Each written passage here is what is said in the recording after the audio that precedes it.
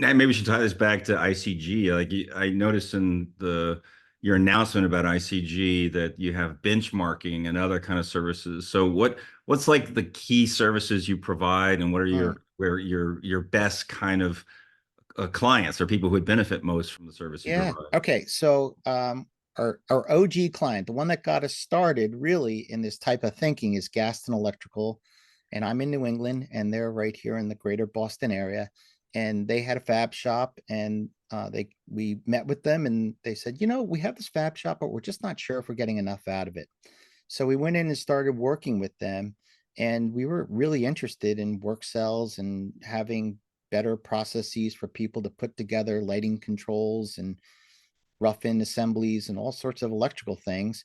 And then what we found, of course, because we're systems thinkers, is that many of the things that were manifesting themselves as problems on the shop floor had their origin, had their birth somewhere else in the process, either upstream or downstream. And so we took it upon ourselves to create a way to look at all those things together. And that became what we call our industrialized construction maturity assessment. How can we look at the entire system and see if it's working? So the ICMA, the industrialized construction maturity assessment, looks across 6 disciplines.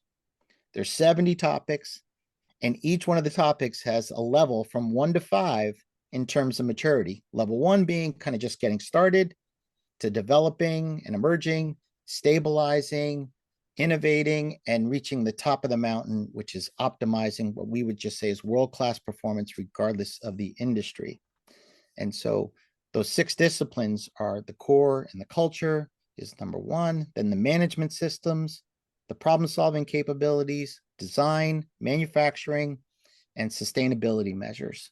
So all those things need to be working in harmony. So we originally put it in a house because people understand a house. You got to put your house in order. It's got to be in some sort of harmony.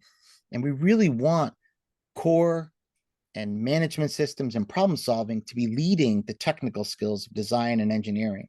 So we like a couple Japanese terms. The one that I like for this is nemawashi, which is working around the roots, Hmm. preparing the ground for planting. So we have to have those 3 advancing things working so that when we plant the seed, the technical seed of design, engineering, and installation, they can really grow and thrive.